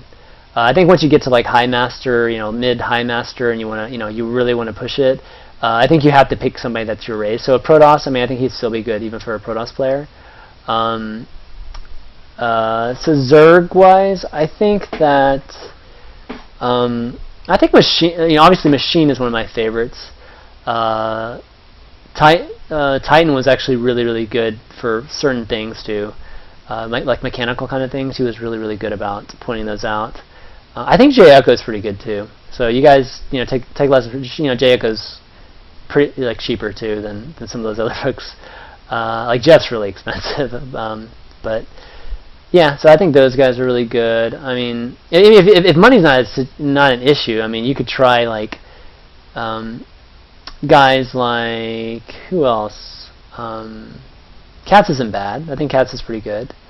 Pretty good at coaching. He can actually show you different strategies, and different ways of thinking about the game. So, so he's good that way. Any non-Zerg? Let me think of non-Zergs. Anybody really good non-Zerg that I know of? I can't think of it. Obviously I don't have experience with it, so I can't really tell you. But guys, start joining the channel. We only have 7 here, so if you guys want to play a few games, join the ChanmanV channel in Battle.net. Favorite song? Okay, favorite song. Favorite song? Man, I'm gonna get trash for this. Favorite song was. It's kind of a lame pick, but I mean, you guys might think it's lame, but it's actually a Sarah McLachlan song. It's called Possession. It's kind of written from the standpoint of a very obsessed, a very kind of stalker obsessed person. So I thought it was really cool. Something about that song I think just resonates with me. Not that I'm a stalker or anything, but something about like the art, artistry of writing a song like that is kind of cool to me. Obviously, I have a lot of like, other songs like I love Little Wing by like Jimi Hendrix. Oh God, it's hard. Again, it's hard for me to just come up with favorite songs. Because I just love so many genres of songs, so it's tough for me. Okay, here we go. More players. Some people left. What's up? I can't add you, Chow, if you want to be added to this. Oh, Resk. Oh, he's like a GM player, I think. Chow, I can't add you, so either just join or what. Yeah, Pick's a good Zerg. I've never had a lesson from him, though. Guys, join up. We're trying to start up this game. I can switch over and let you guys see who's going to be playing. But hopefully you guys even enjoyed asking me these questions. It was fun answering them. Hopefully I can. Hopefully you guys had a good time. Didn't have the crazy viewer numbers like we normally have, but it's all good. It's to be expected.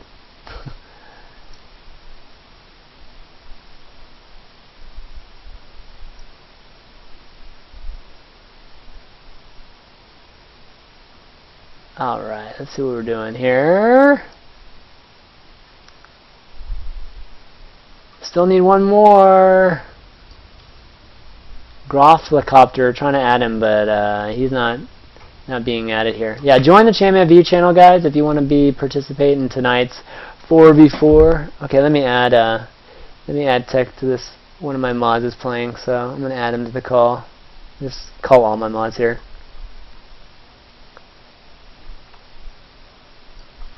Hey, Chris. Yo. Alright, let's play this.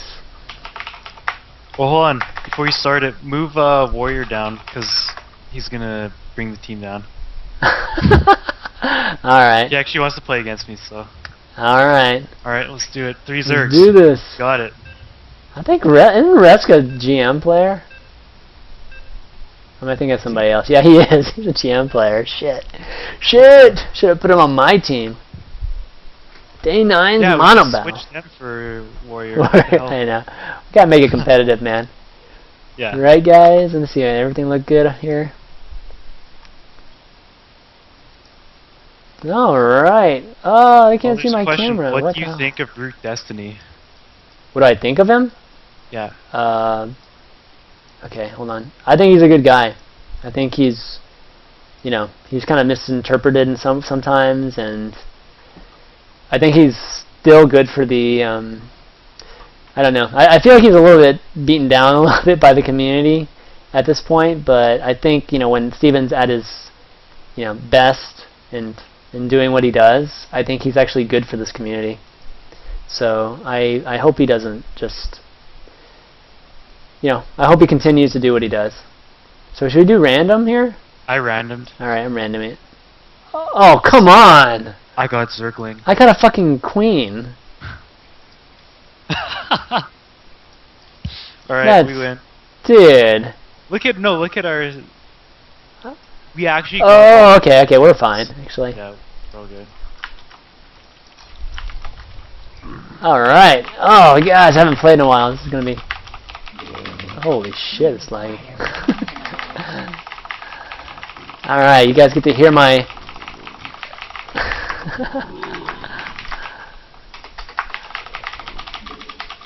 We require.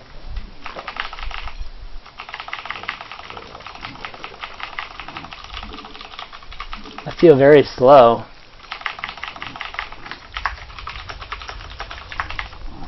So I'm tempted to temple. You got Ling, right? Yeah. Oh god. That's like instant mono battle death, man. I'm just gonna go for mass Ling 14-14. Awesome. Here, I'll play some of my intro music Actually, for I'm you curious, guys. what are you gonna be doing? What? What are you gonna be doing? I'm just gonna be feeding you guys. How about this? How about you go gas and get 100 gas and give it to me?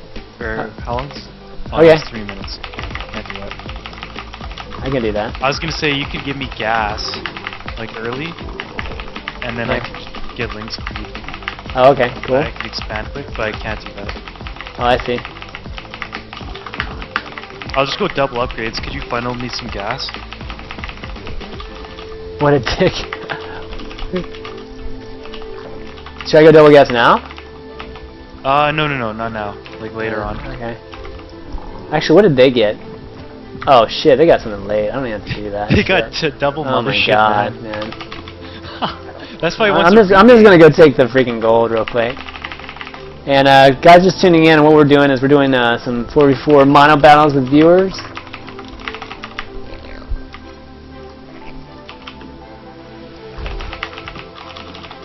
We just did a Ask Me Anything session with them. Some good questions. Had fun. Hopefully viewers had fun too. Next week, guys, big week. It's gonna be excited to be able to tell you guys what it is. Oh yeah? Yeah. Well, you know what it is, right? Yeah. I gotta sound excited too, though. Yeah, sure.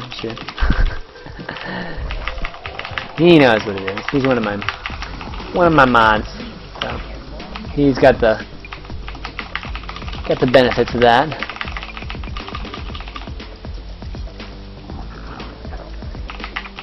Manor Overlord? What?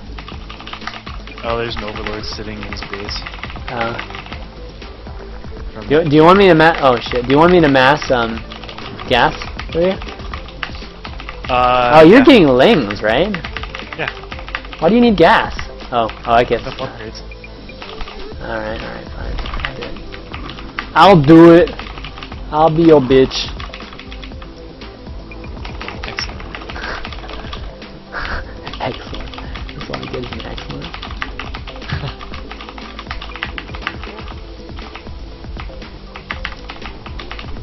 How many drones I got? Oh yeah.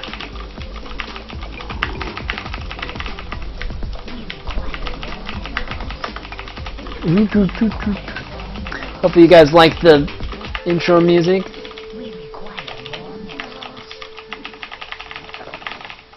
So you actually picked World of Warcraft, eh? Yeah, I mean I think it's had an impact, a huge impact on gaming. Definitely. I mean, I think there's nobody can argue that. Most people don't want to admit though that it's like their favorite game or one of their top 3. Oh, for sure. I mean, I could go like really old school and say like, you know, just really arcade, you know, really old games. But I don't know. Most of the viewers weren't, you know, don't even know what games I'm talking about. So.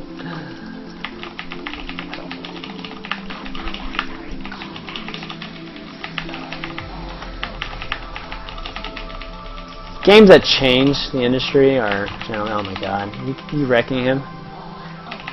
You're wrecking Warrior. How funny. Yeah.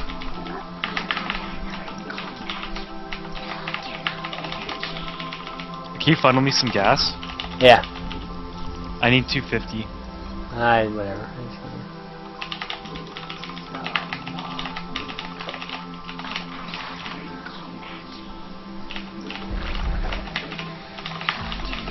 Oh, I didn't even lose a link. You. He's not even gonna be able to get Archons out. Is he? No. Oh, I gotta build a Evo chamber then. Fuck.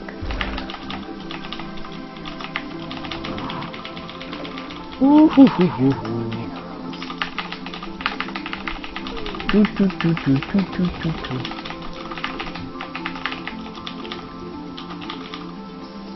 Alright, let's get some gas here. I'm gonna spread creep like a boss too. I got fucking queen stuff.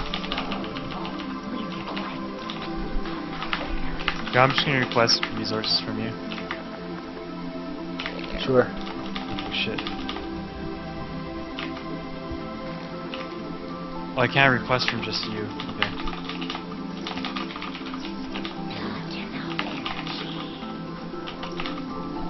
Thanks.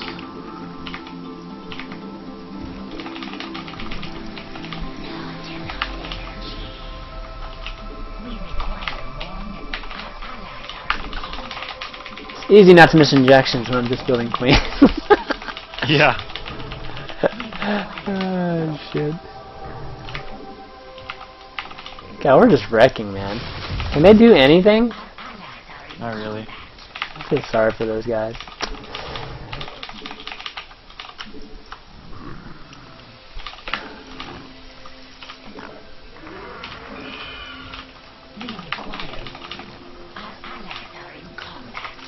Alright, let's see how much I can creep, guys.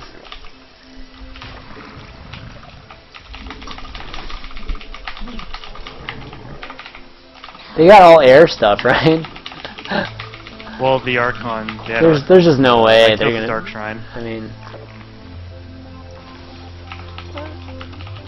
yo. I think he just made like 7 mutas.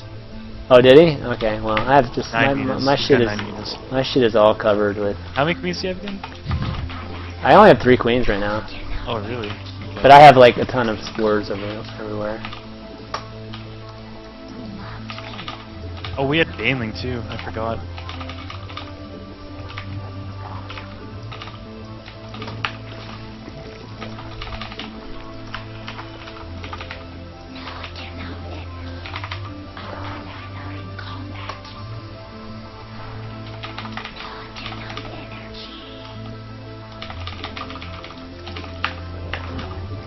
Alright, see how much we can creep, guys.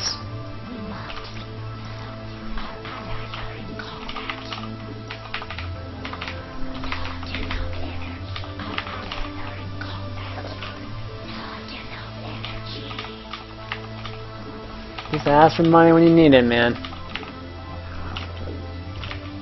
I'm gonna like spore crawler rush his ass.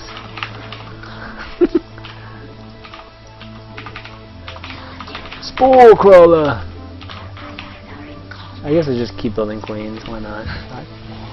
Might as well. I just have gotta have some kind of mineral dump, right? Yep.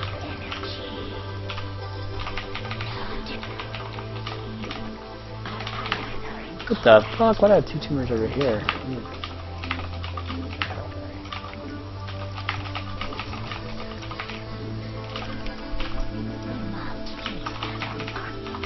Kind of tapped out, so. So we won or no? Pretty much. That was a quick first game. That's no fun. Didn't do anything.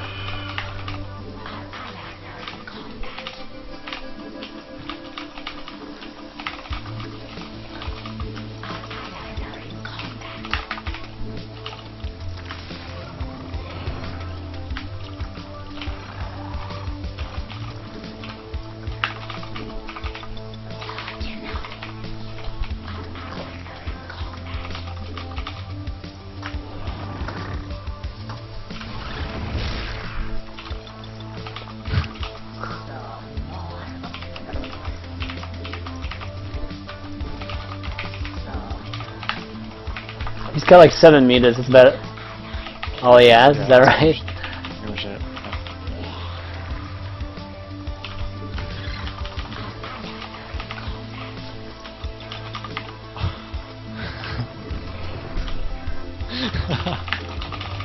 What? Check out my base. Nice.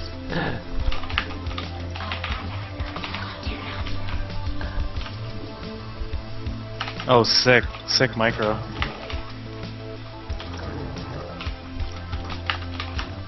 Who, him? He's microing those mutas like those are the only units he has. Those probably are the only units Oh wait, he has. yeah, that's true. There's a reason for that.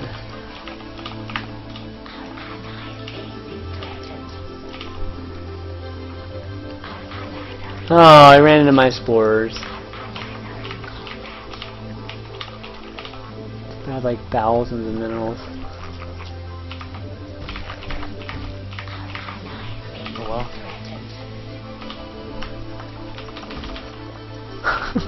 Just creep all over their bases. They can't do anything.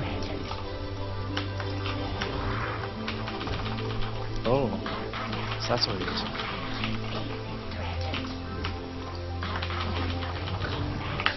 Oh, he's got pylon right there. Son of a bitch.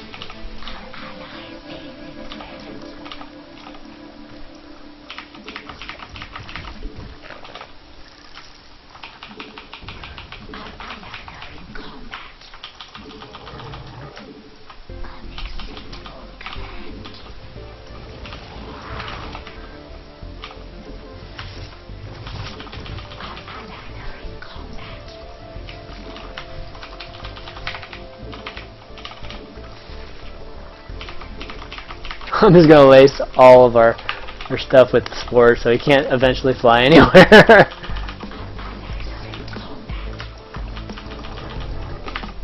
Where's all your stuff? I just Holy shit, that's a lot of spores. Okay. I'm just gonna line all the borders with spores. I'm not too sure, but I think we got this one. You think? Oh, what a dick. He's killing my spore crawler. Where's he?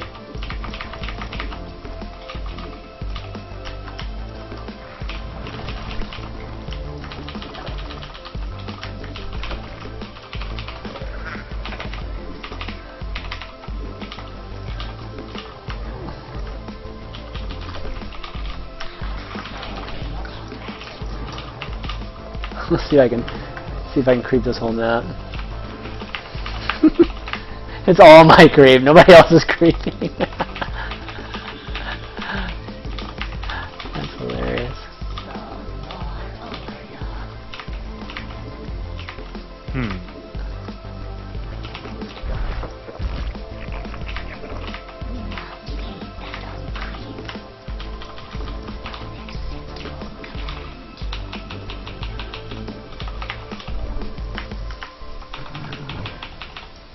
Can you send like Just ask. 10 spores over to my natural Sure. or something? Our ally killed it once and then you just killed it another time. What the fuck? Why are our allies killing my spores? I think just the game's over.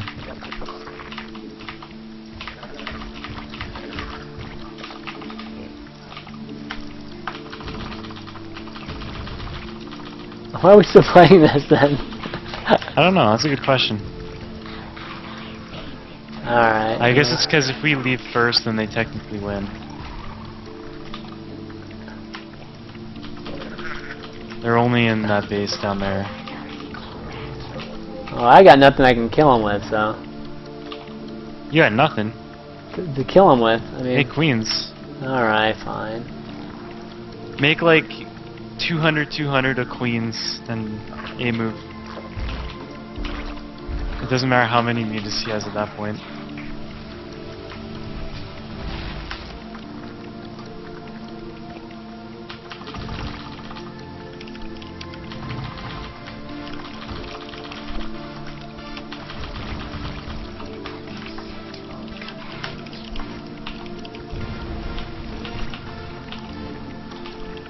Alright, fine.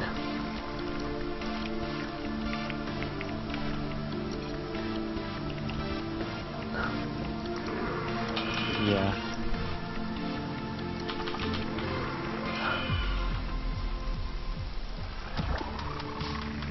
Are they even up here? Are they rebuilding it all?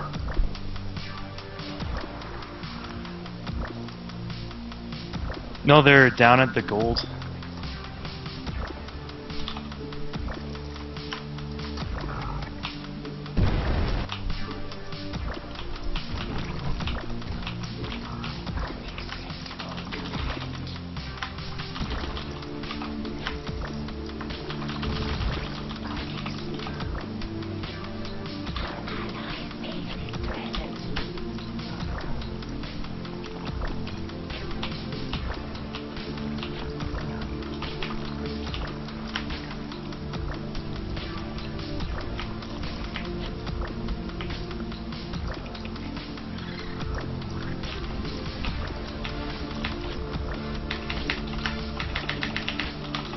With his mass and queen. Hilarious. We'll be able to push up pretty soon. Oh, what the fuck?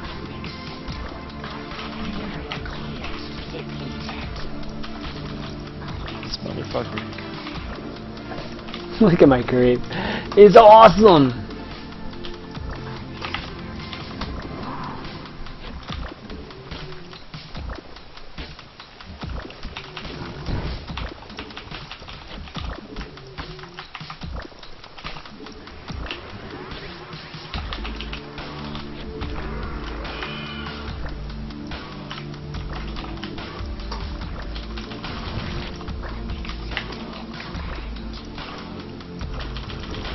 Your injects are a bit off. Yeah. Because my queens keep getting killed by him. What's he talking about anyway? Oh shit! I'm not even transfusing. Son of a bitch. Alright. We're almost ready here.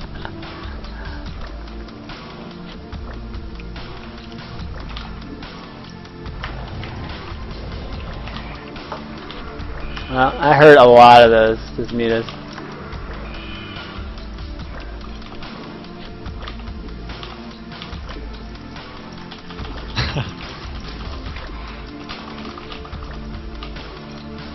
They're already fighting with each other. That means that we're gonna have the upper hand pretty soon. It's already. Do they even have anybody? No, not much.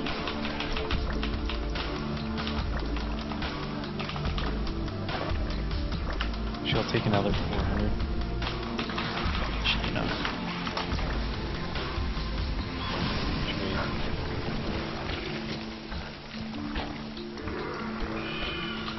Take another 400 too. There we go. Dude, you can take another 4,000 if you want, dude.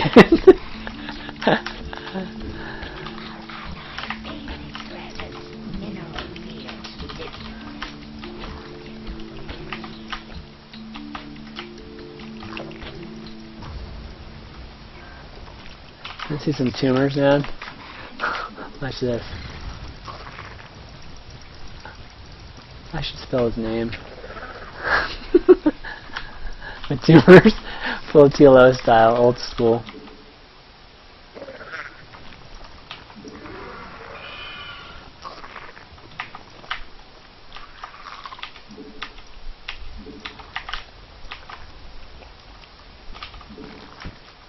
My tech's gonna get set back a little bit.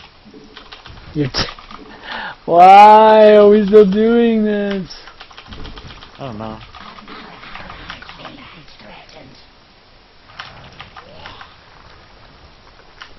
Look at my tumors, dude. I should spell you lose. Damn it. Nice.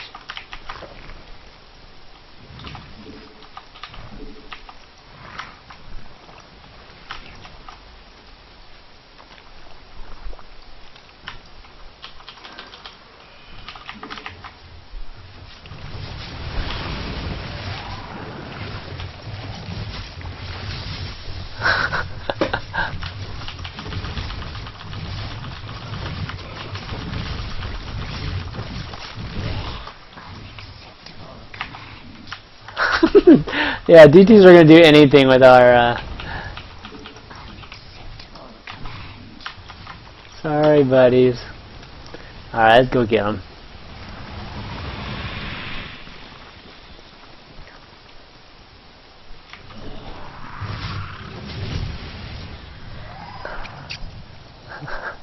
Jesus, man. Just keep losing my layers here.